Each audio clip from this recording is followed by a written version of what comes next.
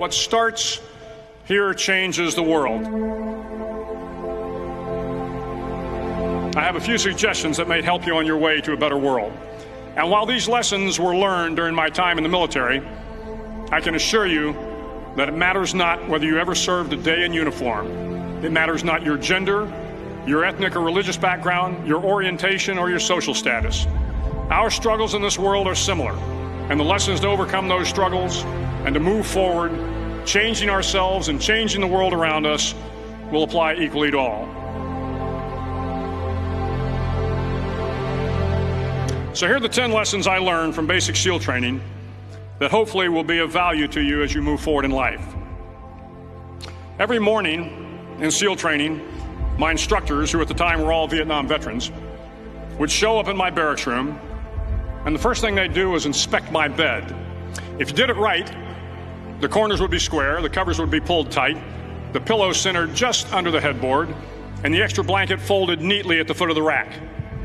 It was a simple task, mundane at best, but every morning we were required to make our bed to perfection. It seemed a little ridiculous at the time, particularly in light of the fact that we were aspiring to be real warriors, tough, battle-hardened SEALs. But the wisdom of this simple act has been proven to me many times over. If you make your bed every morning, you will have accomplished the first task of the day.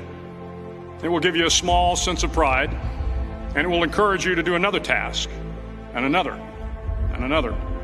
And by the end of the day, that one task completed will have turned into many tasks completed. Making your bed will also reinforce the fact that the little things in life matter.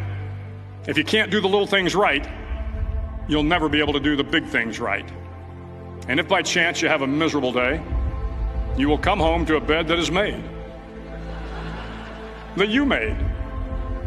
And a made bed gives you encouragement that tomorrow will be better. So if you want to change the world, start off by making your bed.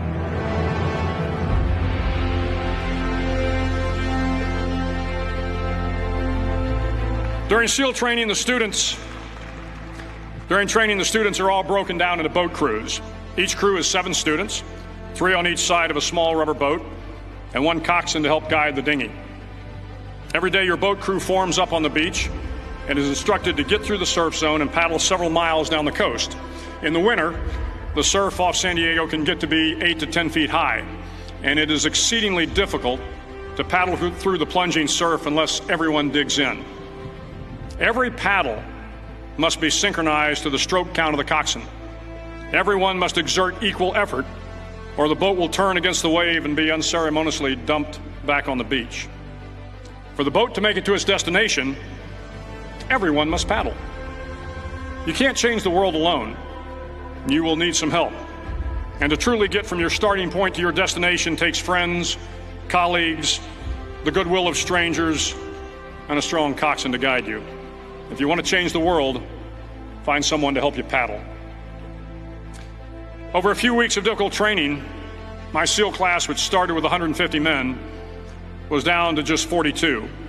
There were now 6 boat crews of 7 men each. I was in the boat with the tall guys, but the best boat crew we had was made up of the little guys, the Munchkin crew, we called them. No one was over 5'5". The Munchkin boat crew had 1 American Indian, 1 African American, 1 Polish American, 1 Greek American, 1 Italian American, and 2 tough kids from the Midwest. They out-paddled, outran, and outswam all the other boat crews. The big men in the other boat crews would always make good-natured fun of the tiny little flippers the Munchkins put on their tiny little feet prior to every swim.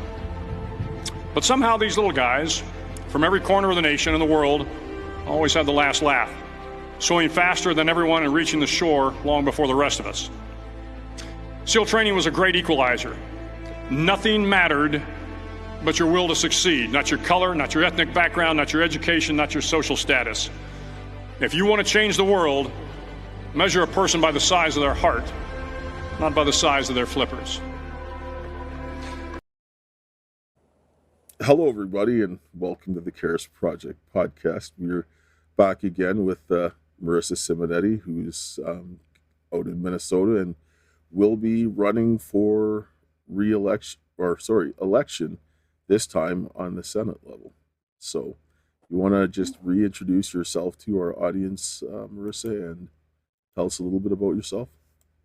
Yeah, my name is Marissa Simonetti. I am running for Tina Smith's seat. She's the incumbent and is not running for re-election. And it's going to be a very exciting, competitive 2026. So, what made you decide to go up from Senate? I mean, from county commissioner, sorry, and then to go to Senate. Some things are, you just feel guided in a certain direction, and there had been little indicators to me that perhaps this was the right direction. And one thing I've seen is as you take steps and as you learn and grow as a person, the way unfolds. So for me, in my heart, this feels like the direction I'm supposed to go, and we'll see how it goes.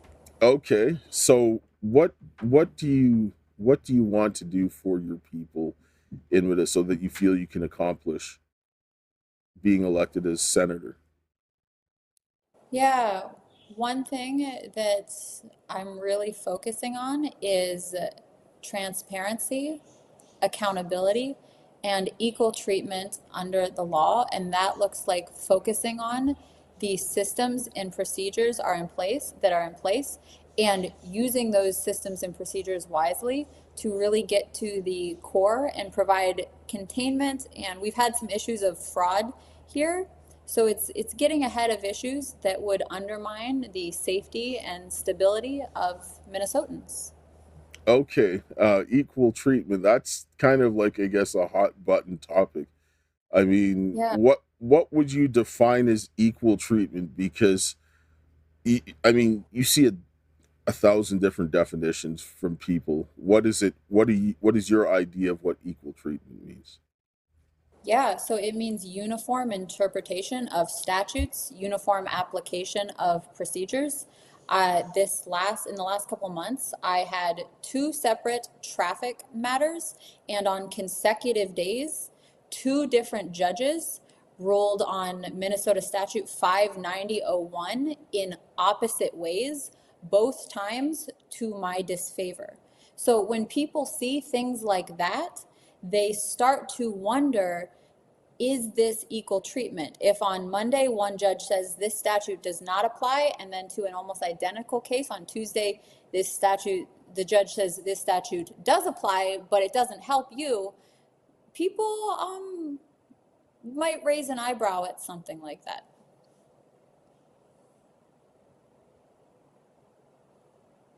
I'm Oh no, talking to myself. Yeah, I'm talking to myself. I guess I like to do I that do that all the sometimes. time in the shower, talking to Yes. myself, So driving. what I think we need to see is more of the equal application, like you're saying, because there should be a certain set. Obviously, if you break the law, you get punished. There should be no two-tier justice system. But how we apply it, obviously, is based on the circumstance, because you're not going to treat a 15-year-old kid the same way as a 45-year-old adult. But I mean, you suit it to the situation, but equal distribution, and everybody should have protection from the law, like, and so forth. Yes. So, which is very important. So you're going to say something? No, it just, you're talking about making sure that things are fair and people feel fairness on a gut level. It's kind of like we know it when we see it, but we can only know what's fair when the facts have been rationally presented and non-emotionally. So we really evaluate, okay, what's the standard that we're deciding on? And then what are the clear-cut facts, and remove any noise to just focus on the signal. Yes, and I mean that was kind of the way people used to decide things and think about things, was the rationality. Just kind of, I know we were talking a little bit, I mean, before we got on here, but I just, even advertising. If you go back and you look at advertising around the turn of the 20th century, just a little bit before, and you look at advertising, say, starting more so, you saw this in the 50s, 60s, 70s, 80s, like 80s, 70s, 80s was probably a big shift. You'll see the change in the way it was. Before, it used to be like, this is how this is going to improve your life. It's logical. You can use it. Now it's like, it's not that way at all. And so we need to return to that type of rational thinking when applying, for example, the law, because I can't have some kind of feeling about someone or some political view that I'm going to use to apply the law. It should be whether or not I like that person's political views or whatever the case it is, that I apply the law in a consistent manner, regardless of my personal feelings about a situation. And that's what we need to return to, right? 100%, 100%. And slowing down enough to pay attention to where details are conflicting. Here in Minnesota, we just had a ICE agent shoot someone, and that person passed away. And the very first video that was distributed, it looked as if that woman was 100%, just 100% innocent bystander and victim. And then today there was a video that was released where it appeared that perhaps that was not the whole entire story. So it's going slow enough before making a final decision to gather the facts. Well, speaking of that, let's pull up the clip of this that was on the news. We want to now take a closer look at the videos we just saw of the shooting incident. And joining us now to highlight some key points investigators will be looking at is NBC's Tom Winter. He covers law enforcement for us. So, Tom, we're going to start the video here, and we're going to stop it pretty quickly because there's stuff we were learning from the get-go. Again, the police chief saying this vehicle was blocking the federal agents right there. That's right, Tom. And a big caveat, we don't know what happened before this, but they're definitely going to look at the fact this is an unmarked vehicle, but the lights are on. These are clearly members of law enforcement. So that's at least known to this driver. Let's play the video because something else happens right here. Those officers approach the vehicle. They try to open the door. Let's stop it here. How will this help the investigators? Whatever is said here, what these officers say, if the driver said anything or not, could really help them understand whether or not they thought there was some sort of an imminent threat. Was this person trying to listen to them? Were they scared? Or was this going to be a problem? And then, of course, what the driver does next. Let's play that video. Trying to leave there. One of the officers felt like they were forced to fire, and they do. We want to show another angle, a reverse angle of the same incident here. We're going to freeze it. This is that same angle here. And what does this show us, Tom? Well, this appears to show an officer right in front of the vehicle. That, in between the way that the vehicle was moving and the timeline of that, how was the officer responding in that split second going to be critical for investigators. Finally, one more piece of evidence we want to talk about here, and it is the bullet hole in the front of the windshield. What will this tell investigators? Well, you look at this, you look at ballistics, you look at witness statements, you look at other video, all going to be part of this investigation. But, Tom, it's going to take some time. All right, Tom Winter for us. Tom, we thank you. Yeah, you know what, the thing that people aren't mentioning that I see that happens, and I know for me, obviously I'm a black man, and I've had interactions with law enforcement. I would never attempt to do this. Never, would never thought cross my mind. The reason being is that I understood that if armed federal agents in tactical gear were telling me to stop, if I didn't stop, death was a possibility, a strong possibility. So, like, regardless of whether it's wrong or right, you've got to sit down and start analyzing risk and asking what the decisions the person was making, because understanding me in that situation, I understand that doing that would result in death. I wouldn't do it. Like, I would rather deal with the situation, even if they were wrong, live and then fix it rather than dying, because now you can't rectify the situation because you're dead. Right. And we see in this video how it was like, what, a couple seconds, the actual video, in 28 seconds, someone went from alive to dead. And the video actually Alpha News just got their hands on a video today, and it was in the New York Post, another angle from the actual officer. And there were two women in the vehicle, the one who was shot, but she was with another woman. That woman was outside the car making all kinds of statements, antagonizing with her phone out. And you hear her say, as she's getting in the vehicle, "Drive, baby, drive." And then you see the ICE agent get hit. So that's where some of this is taking a couple days, sometimes reserving judgment for a couple days to see all the angles will help us arrive at what actually happened before making any sort of opinions. Well, yes, that's the rational take to make, is that I was like, I look at this and you're going to see evidence filtering out. Well, all I said was, I know that in my position, I would never do that because I knew the consequence, wrong or right, was that I could be dead. And I could, if it was wrong, I wouldn't live to rectify it because I'm dead and I don't want to die. So we have to sit down and look at things and let things play out and let the evidence speak for itself rather than doing things for clicks and so forth on social media. You know, that's true. People do a lot of outrageous things for social media, so it's set our threshold for what is comfortable. And some of these things on social media, they may be a prank or we might not see the end result. So, yeah, people do feel a little more comfortable pushing the boundaries in situations that actually could be dangerous and go from a uncomfortable encounter to someone passing in under 30 seconds. Yes, and this is where we have to start shifting the way that we think about things, because prevention, this is like the idea, prevention is better than cure. And this is a hard situation to look at because people can say woulda, coulda, shoulda, but at the point in time, stopping, and even if you got arrested, was better than being dead. Right? Because even if you were unjustly arrested, you could at least fight for your freedom, but you'd live. And her kids now don't have a parent, right? Yeah. Take kind of looking from the other perspective, perhaps one argument that the people who were there could make is that they feel that ICE is fundamentally doing something wrong, and they feel in their own way they're doing something to stand up to injustice. So we had huge amount of protests last night and all day yesterday, and I went to the site where it happened, and there were a lot of people there bringing flowers and candles, standing outside in the cold. So it's like you said, there's a lot of emotion involved in things as well, and varying perspectives, which you're going to have varying perspectives no matter what the facts are.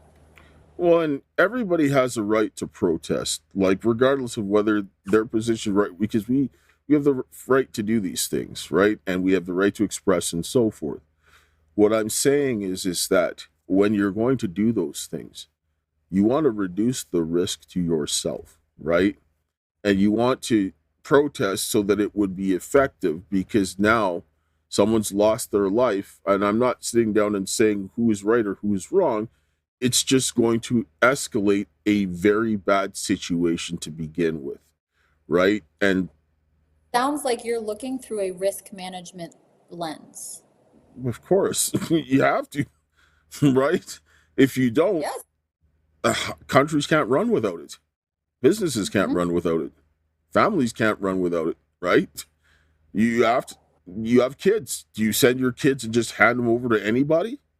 No. Yep.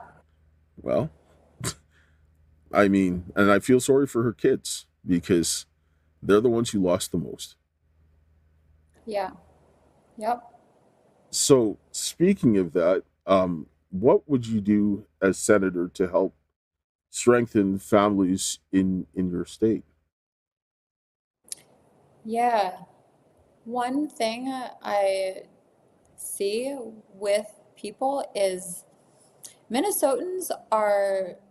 average Minnesotan is hardworking and wants to do the right thing and wants to be a valuable contribution. And it's having the correct accountability and systems in place that allow people to thrive, where when people feel like they're treated fairly and they trust leadership, that they don't have to scan for danger, then they can focus on nurturing their kids and being the best version of themselves in whatever their career or occupation may be. So yeah, it's that systems and accountability to lead to that end result. Well, yes, and you touched on something about them making sure that they're safe, that they can worry about other things, and that's one of the roles of the government, is to maintain law and order. And in to maintain law and order, there has to be checks and balances to restrain and penalize wrong behavior by the government so that it functions normally, right? I like to say your government is like a toddler, right? You have to instruct your government, and you have to give them consequences for bad behavior. Otherwise, you're going to have a tyrant in your house.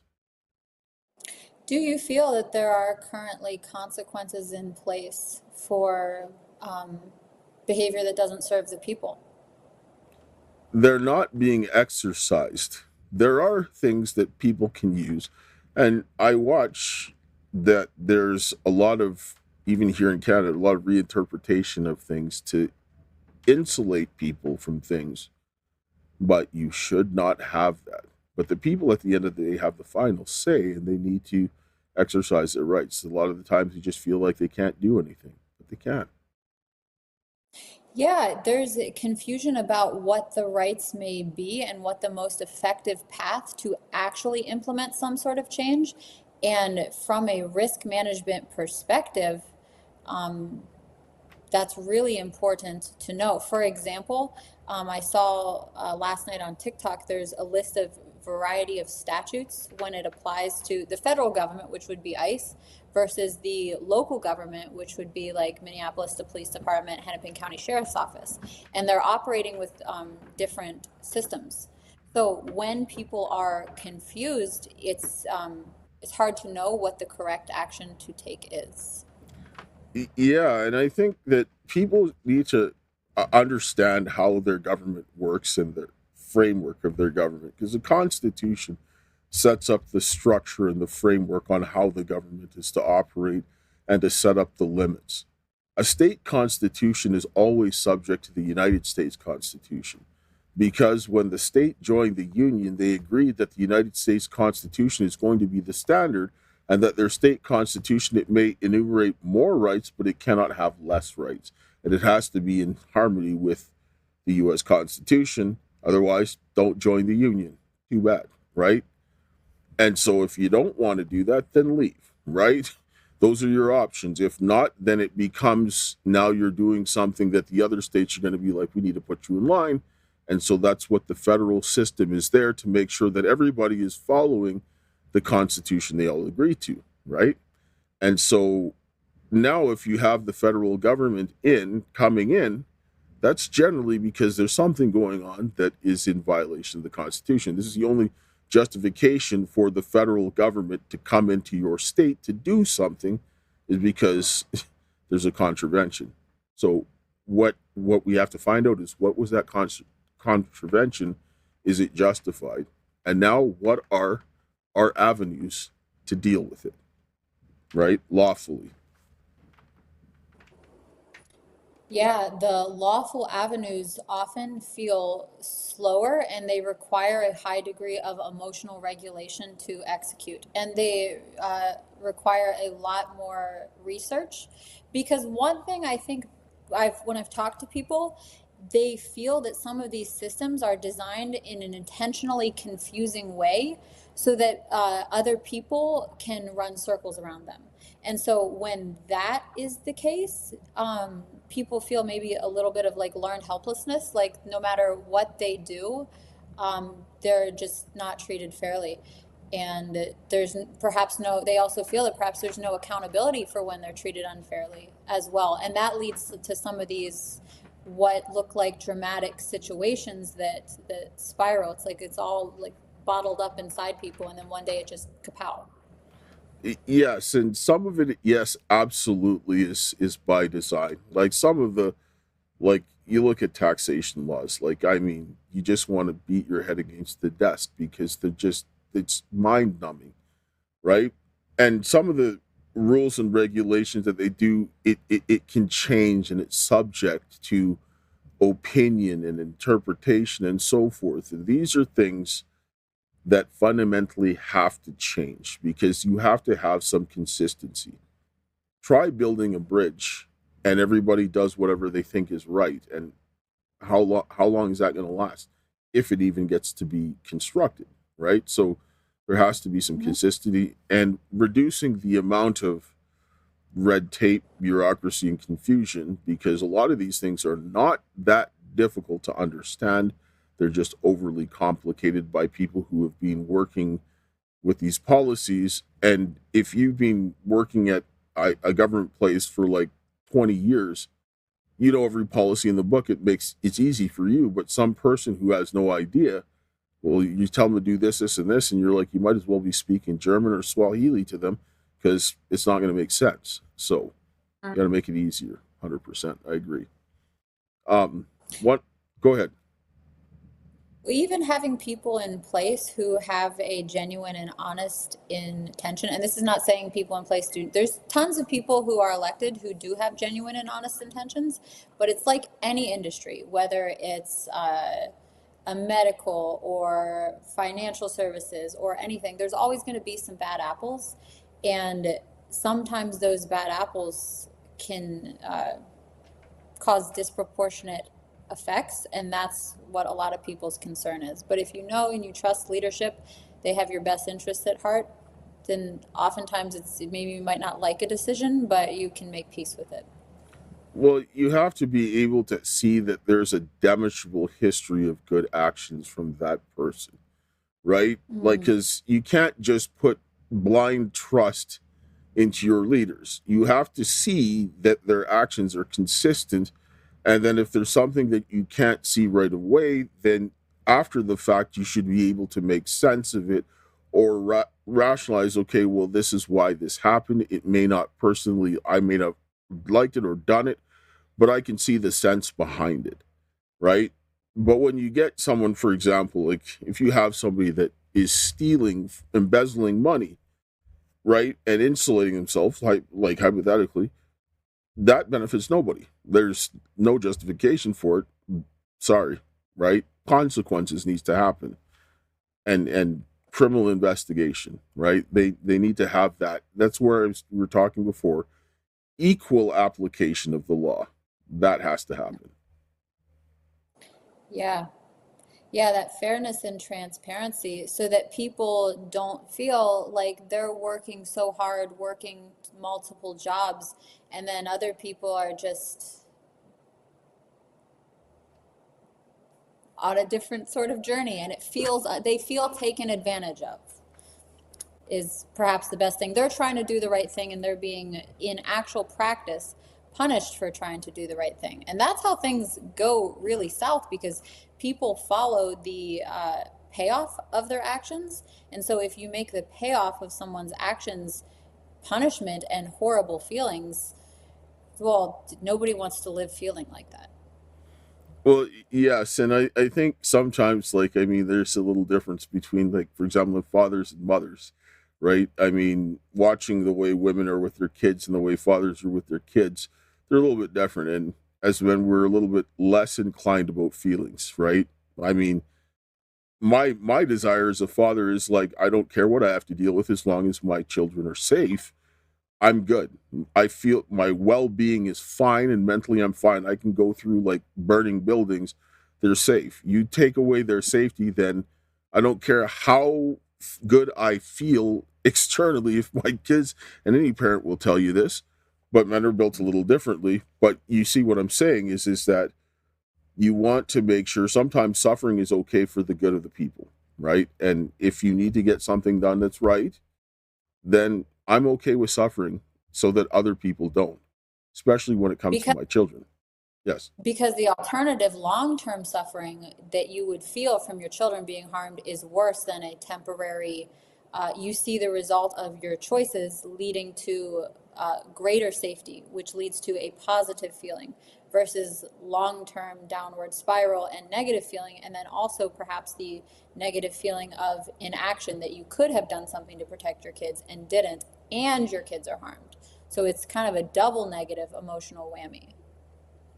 Well, yes, and it's also like, just like emotion aside, it's like I look at it, is it right or is it wrong? And that's the determining factor.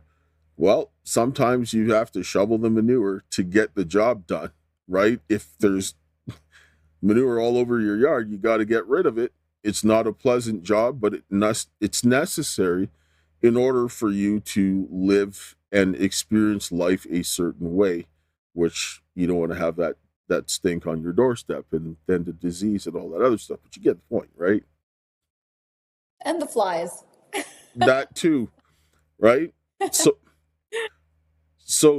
kind of circling back, what is it, as from your experience, is obviously you're a parent and so forth, and what is that you think that you can bring from that will help you make decisions with respect to what families need in your state from a federal level?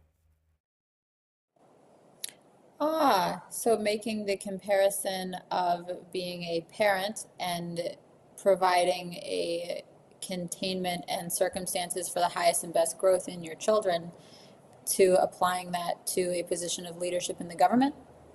Yeah, and how will it help you make better decisions being a parent yourself as opposed to someone who doesn't have family? Huh. That is a really good question.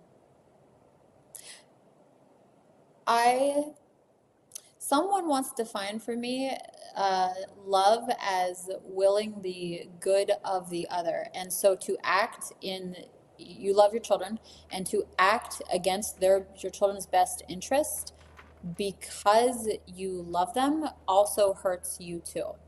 So you might not always like some of the decisions that you have to make. Like my son, for example, he doesn't always like when I tell him he has to keep his room and bathroom clean. But I notice after that boundary is held and implemented, you can just feel that he feels good in his heart and he feels expanded. And like, I did that. And it's having those consistent systems and standards across time that they know, there's a trust when things are consistent. It's lack of confusion. So it's the systems, the trust in the systems, that they'll be fairly applied. Okay. I mean, obviously, you have to sometimes make decisions that aren't going to make your kid feel good, but they're necessary, right? And that's the thing. If when you show that the people can trust you, sometimes they may not see the initial benefit of whatever decision is made, but maybe a year or two after they see it, then they're like, okay. And that's kind of how that trust relationship gets worked. But they have to show something good in the beginning, right? Because you can't just be like, just trust me, and then then you see a few years later, well, the whole country's burning down, right? Yeah. Trusting in the competence of the leader. And how do you evaluate competence if you've only known them for a short period of time?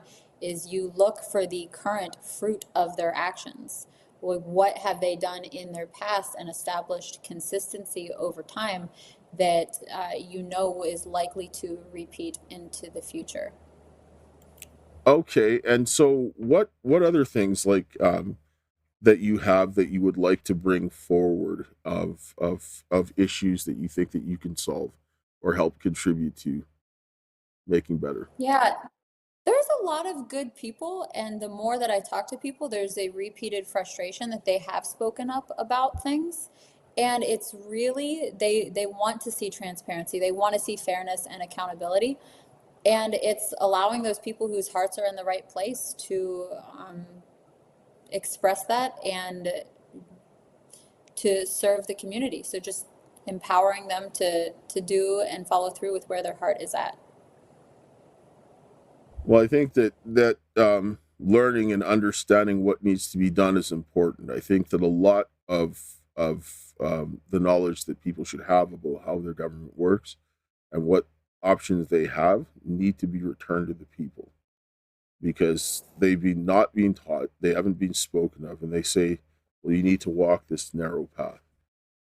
People have to understand that the law and the Constitution is designed to protect the innocent, not the guilty, right?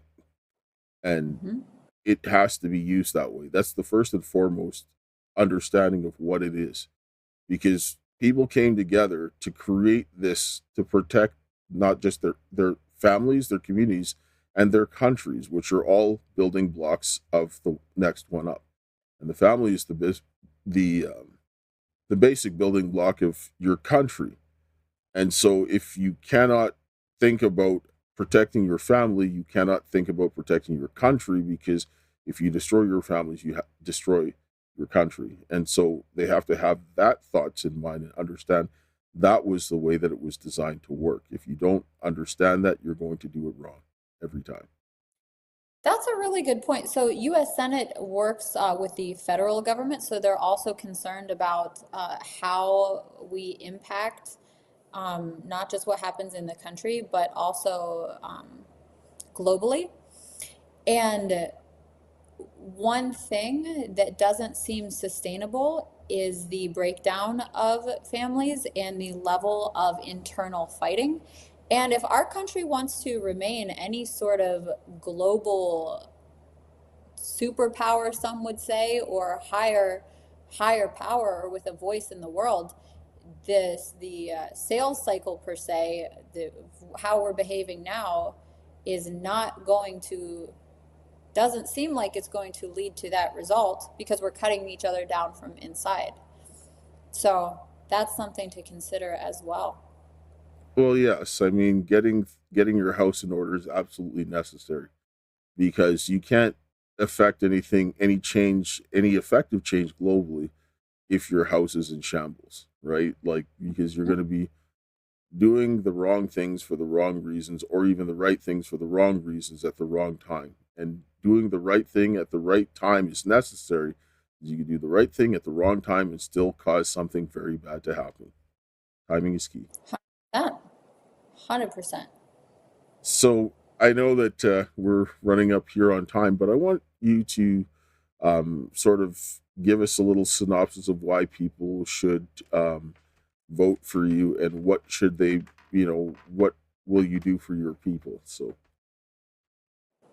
Yeah, so I have a track record of, if you just look within the court files of the last couple months, I have a track record of creating accountability and not being bamboozled by pressure or the law. And that's one thing. Understanding how to operate within the framework of the legal system is really important, because it's understanding the clear statutes and staying emotionally regulated enough that you're not intimidated or distracted from making sure that the just objective that you're looking for is implemented. And there are people who will try and distract you or pressure you out of those things. So that framework applies to everything. And I think people, as they start to observe and let things play out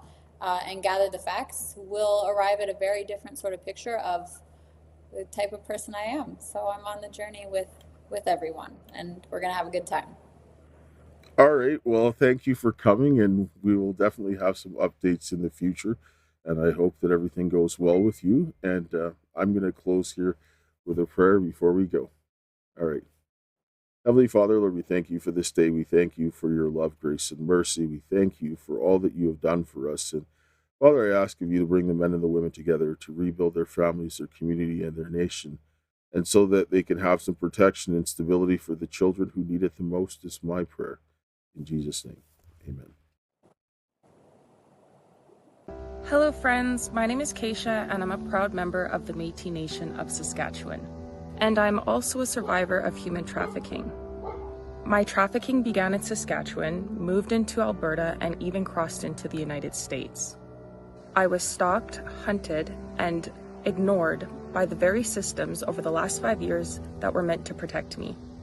This is why, with my father Dale Richardson, we started the Caris Project. This is an Indigenous, survivor-led movement for humanity dedicated to exposing trafficking, government corruption, and holding institutions accountable. One of the most powerful tools that we are using is the petitions for redress of grievances. These are lawful constitutional actions rooted in Canadian and US law, and in treaties that tie us together across provinces, across states, and even across borders. These petitions are precedent-setting. They create a binding record. They demand accountability while representing reconciliation in action. Indigenous and non-Indigenous people working side by side to preserve liberty for all. But we cannot do this alone. We need your help to keep this movement alive, to raise awareness and to build a legacy of justice for Indigenous women, for trafficking survivors, and for families everywhere. Thank you. Please stand with us. Your support makes this work possible. Together we can restore justice, heal families, and defend freedom. And I will close with my favorite quote. The greatest want of the world is the want of men. Men who cannot be bought or sold. Men who in their inmost souls are true and honest. Men who do not fear to call sin by its right name. Men whose conscience is as true to duty as the needle to the pole. And men who will stand for the right, though the heavens may fall. Thank you.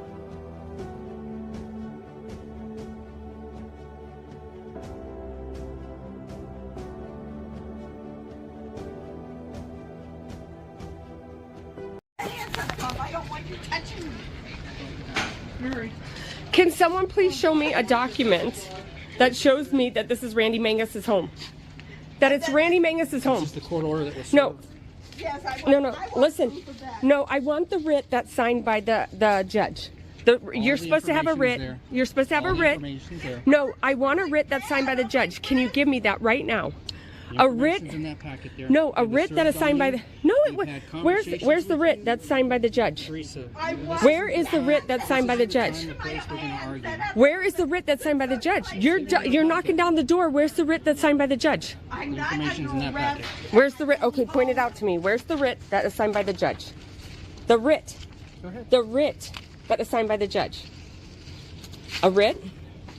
Can we please show me? Right there. Okay. Where's the judge's signature? This is a writ, right? Where's the judge's signature? Please, you have to have, lawfully, you have to have a judge's signature on there. Where is it? The writs are issued by the clerk No. of the court. Where is under the authority of the court. Where is the judge's signature? A judge, not a commissioner, a judge. Where is the judge's signature on the writ of restitution? We're litigating this with the sheriff's No, office. I'm asking you, The answer lawful what you're orders. seeking. This is lawful If you orders. have a court Where? order that No. countermounts this, we will Where stop right where now. is the writ of restitution? unfortunately, Where is the writ of you did not restitution provide that with a when judge's requested. signature? You know the history, you know the court cases, you know what the decision was out of the appeals court. The appeals court, listen, did you look at the Court of Appeals that says that order is not valid? Did you read my email? Listen, did you read, where's the writ of restitution? Is the writ of restitution signed by a judge? The writ of restitution won't No. be signed by a judge. The judgment No, will be. no, The judgment- by law. The judgment is signed. No, by law, a writ of restitution is. We're not here That's to your argue. opinion? You guys It's not my opinion. continue to do it. It's not my opinion. Who owns this home? Who owns this home? I want to know that from you. Who is the titled owner of this home? Who is the titled owner of this home? It is for you to find out who the titled owner is. Who is the titled owner of the home?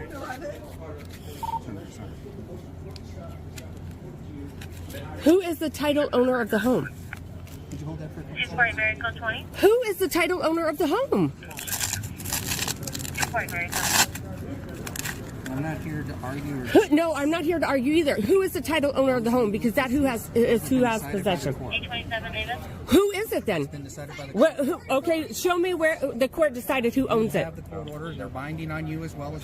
Okay, then point it out who owns the home. I'm Who giving owns that the to you. home? My job Because- is not to argue here. Who My owns job the is to home? enforce You the point judgment out who and owns the home. enforce the Point right out who owns the home. And so that's Point exactly out who what- owns the home. I'm asking who the titled owner is. I'm not going to get into that discussion. I'm just going to tell you what's That's for necessary. you to find out who the titled owner of the home is. Ma'am, that court order tells me everything that I need to do. Now, I went the extra step. Who My is the email title to owner? you explains all Who of is the this. title owner of the home? I'm not going to be baited into an argument with you. I'm not baiting you in. I'm just asking you a simple question. Who's the title owner of the home? You have This is the recourse to title owner of the courts. home. This is You're what you're welcome- doing to my you're mother, welcome to who's the call title judge. owner of the You're home. welcome to get. You can call the court right now. Every one of my neighbors know that this is the title. My mom's the title owner of this home. Ma'am, that court order tells us that we need to enforce the judge's word, his decision, and No, listen, if you find out who the title owner is and you find out that the writ is unlawful, it is for you to take it up on this. It is a neutral party. It is disinterested. And you should have it go back to the court saying, No, listen. ma'am, I'm not here to advocate. Do you know? Did we turn in documents showing my mom's the titled owner of the home? Ma'am, Did we turn in documents I wasn't party to your court case. Did we turn in documents to the sheriff's office that shows that she's the title owner of the home? I don't know what you sent to the sheriff's office. I sent it to your department. I don't have it in front of me, so I don't know. I sent it to your department. That's fine. This is the judge's word. And where's the City of Goodyear police that they told me was out here? They understand that we're. Where is the City of Goodyear police that they told me was out here? You'd have to ask them. Did they show up? Yes, they did. Where are they? I don't know. It's a decision for them to answer. Circulation. I need these off my wrists. Please. My arms go numb as it is. My mom has medical issues. I do not want. My mom shouldn't be arrested. This is her own home. She wouldn't have been arrested if she not had pushed into us and decided to tear things off of my. She's trying to get to her front door, and she's allowed to. She's not allowed to tear things off of the deputy sheriff and throw them onto the ground. This It's is captured on battery-worn camera. This is her home. It does not matter that it's her home. She can't do that. You can't come in a home that belongs to her with a bogus, not signed order. I argue with you. The court order speaks to it all. No, it does not. Yes, it does. Because, go look. Go look. Unfortunately, we're going to disagree on that. Who is the title owner of the home? Why can't you say that? That's not anything to do with the work that I'm doing here. Yes, it does. It absolutely does. Enforcing this court order. If they told you to come kill us, then you could do that because the court order says this. No. So if you find out that she's the title owner of the home, you stop and you go back to the court and say, "Listen, something is wrong here." I said the same thing to her as I said to you. If you have a countermanding court order that stops me from enforcing this, I will be glad. You know that it belongs to her. Why will you not say that she's the title owner? I'm not going to get into an argument. I'm Detective Miller. 2 years old, Okay. and this is what you're We're doing with your to me. children inside. We're getting their belongings. Right now you have 12 minutes to grab some belongings out of the residence. You need to stop hurting my mother. I'm not hurting your mother. This is her home. You know that.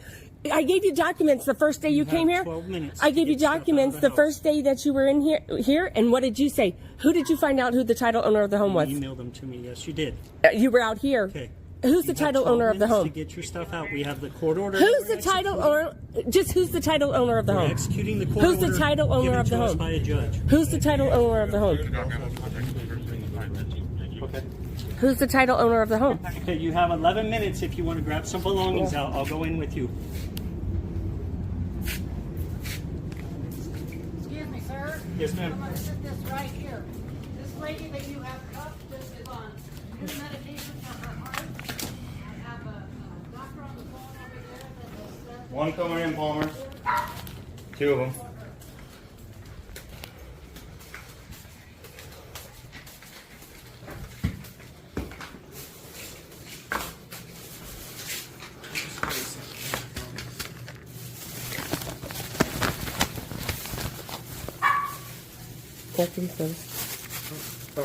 I'll give you some back, bro. Detective Miller, who's the homeowner? Who is the homeowner? It is court ordered that we take Just, out. I want to know who the homeowner is. Hey, Chris, this is Detective Miller. If you wouldn't mind starting the movers over here. Thank you. Appreciate it. Okay, you have 10 minutes and 15 seconds to grab some belongings.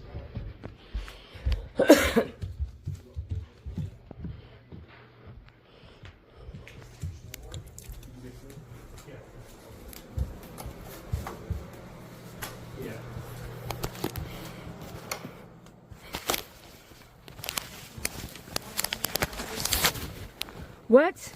Can I help you with building stuff? Because I've pretty much got everything I have. Just grab these things, please. Just so you guys are aware, there are movers coming. They're going to bring everything to a storage facility.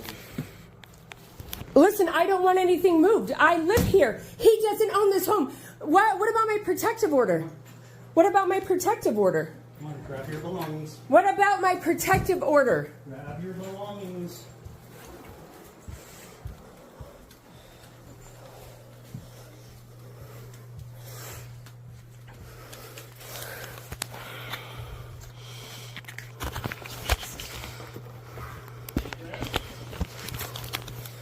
Can anybody tell me who the title owner of this home is? You have the documents, right? You're pleading a case that you need to plead to a judge, not to us. You have a document, right? You're pleading a case. Do you that have a need to plead to document? judge, not Did I to give it us. to you? Grab Did your I give you the belongings. document? Grab your belongings. Exactly. You won't answer.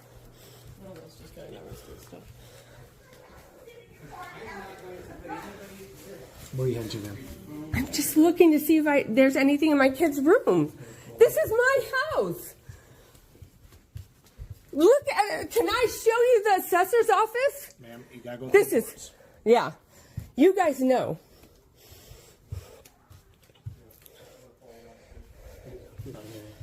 Okay. We brought them up here and they got what they needed for the time being. Are you okay, Why? Okay.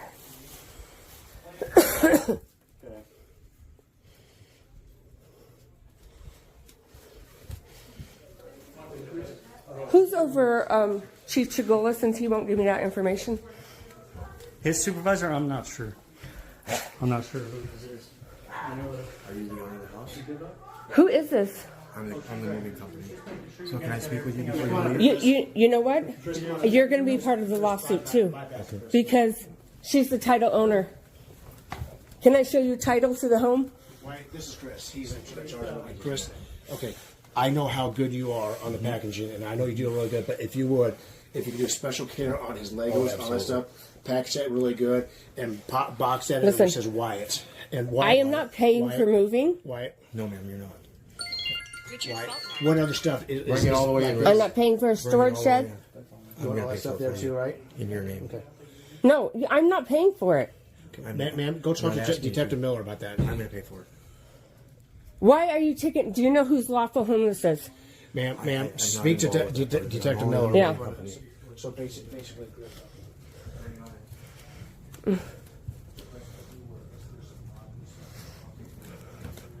Teresa, do you have personal belongings that you need for right now? Hygiene stuff?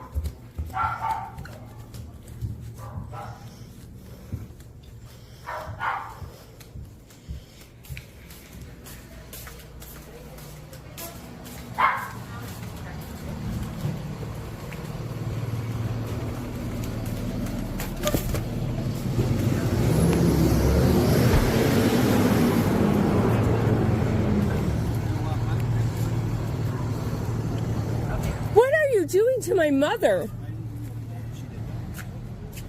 She has medical problems, and you're doing this to her, and she's the homeowner. Do you understand she's the homeowner? Would you like me to show you so you understand that she's the homeowner? I have documents. I'm here to keep the peace. I'm not involved Okay. in this. I'm here to keep the peace.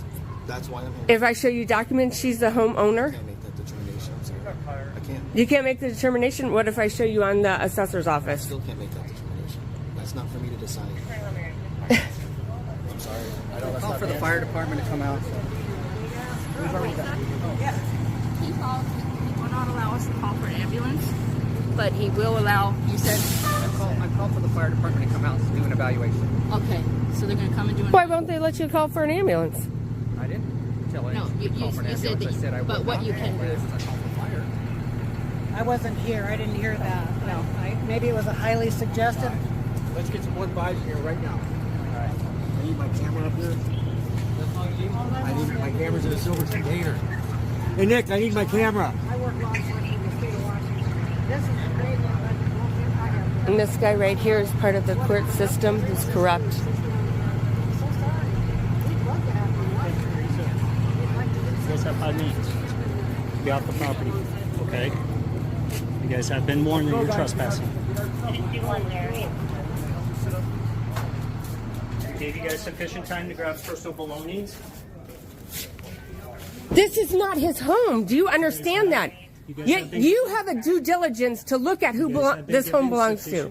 You have the due diligence as the sheriff's office. 4 minutes and 29 seconds, okay?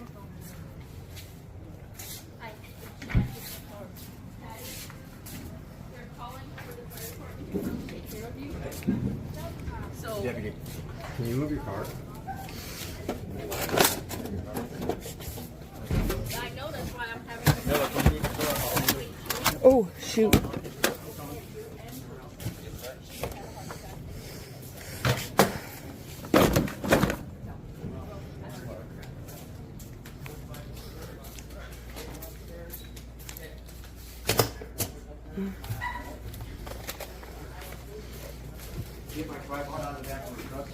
Sir, what's your name?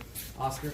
Okay, you're going to be part of the lawsuit too. You're all going to be part of the lawsuit. So what I would like to do for No, you're going to move out of my way because I'm telling you, I'll show you who the homeowner is. You want to see who the homeowner is? the moving company now. He's going to bring you to the storage facility. Storage so that you guys have access to your stuff. I want stuff in my house where I live because That's not my job. this is not his home. I mean, if I take it back. I was already awarded the home. You want to see the court order? Okay, you have 3 minutes and 15 seconds, okay? He's off. Where's the other two kids? Where's the other two kids? I don't want to pay for it, so he better be paying for it. And I got him. Where's he at again? The mover guy? Okay. Sir? Sir, the mover guy? Yes, ma'am. You said you're paying for the storage shed, right? Yes, ma'am. Okay, so I'm not owing anything. He's going to take you to where all the stuff is going to go. That's what he's trying to get to you. Yep. Can I have, before you guys, I want a list of everybody who's here and their badges. Business card, you could have another one. No, I don't. I want a list of everybody who's here and their badge numbers. I'll give that to you out at the store. If you want to load the kids up, put them in. I can't get out of here. Well, yeah, we'll move that stuff. It's okay, Gary. Where is the other two kids? Okay, can you get the other two kids? Because I don't want them to get arrested.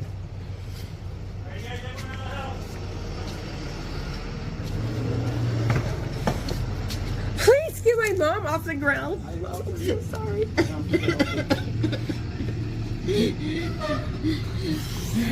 Why are they doing this to you? Because I tried to get to my front door. Can you please get her arms from behind her back? He won't. Then at least take her away and get her unlocked here. We've offered to put her in air conditioning. In their car? I have my own car. She's refused to do that. I never got her water out. Give her water. She doesn't want water. This is her home. I told him to put the handcuffs in front of me so I can drink the water, and he said no, he'll feed it to me. When the fire department gets here, we'll reevaluate. Yeah, then all of a sudden that's Where's the? Can you get the other two kids, please? They're on their way back now. Because I can't move out of here until I get them.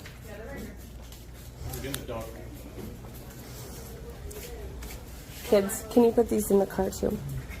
I'll grab it. You walk here, you see my legs, brother. Where's the container for the fish?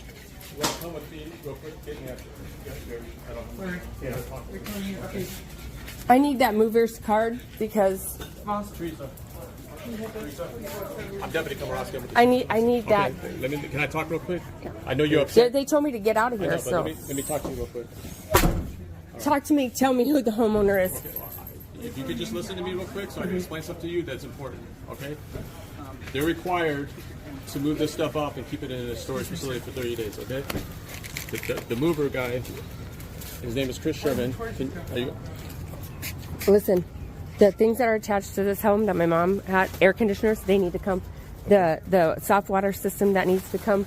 This thing that's attached here, won't be able to take out. It's quick release. Okay. This is part of the air conditioners are my mom's, the microwave, ones I can take out. the refrigerator inside and outside. Yep. Okay, so and I'm only saying this not because I want it moved. Yeah, because this guy right over here is part of the court system who's corrupt, who knows it belongs to us. Can I explain something to you, or do you not want to listen? I want a list of everybody who's here, Yeah, okay. every deputy who's here. But can I talk to you now, or are you ready to listen? Okay, so they're going to move everything in your house, and they're going to store it for 30 days, and no charge to you. Nothing's going to be a charge to you for the first 30 It shouldn't days. be because I should be right here. Okay, let me finish, please. So this gentleman wants to take you to the nearest storage facility of your choice of something that you want to use and put it in your name so you have immediate access to it, okay? Okay, he can do the air conditioner run right here off of Palm Valley. I'll do that. Okay, so I'll meet you up there. So they want. I don't want to go right now because I have a lot of calls to make. Okay, but if that's what will have to happen. Okay, can you do that as a priority because if they put it in their name, it just becomes big. No, it won't go in our name. It'll go back to our warehouse. Yeah, and you don't want that. I mean, so that's a huge amount of money. So if you could just go to there and just get that done real quick, because they won't put it in. They won't put it in your name unless you're present with an ID. That's just how the storage facilities work. Okay? So we're trying to make it. Otherwise, it's going to go. I understand you don't agree with this process, but we're trying to. No, I don't agree with my mom and her own home. The fire department is going to tend to her. This is her home. Okay. This punk over here knows it is. Listen to what he's explaining. Okay, so if you could just go with him initially and get that taken care of, half an hour maybe, and then so you. And who is Chief Chagola's superior officer? I report to Deputy Chief Frank McWilliams. McWilliams? Yes. Okay. And can you state his phone number on here for me? I don't have his phone number. You can call our dispatch, our main line, 602-876. What is the main line in 1011? Yeah, 1011. Yes. So if you could just make sure you go with Mr. Sherman to get that set up, so you can have immediate access to your belongings, so there's not any delay in that. Can I get you to do a huge favor, Teresa? You know what a huge favor is? I need this vehicle to be moved because we got to let my mom do it. Well, it's her vehicle. That may not be possible, and so I don't want to be responsible for towing a vehicle if it's not necessary. You're telling me to do two different things. Get out of here within 5 minutes. To move this vehicle, move that vehicle. All right, I'm giving you an opportunity. The kids are in the vehicle. We can Come on, guys.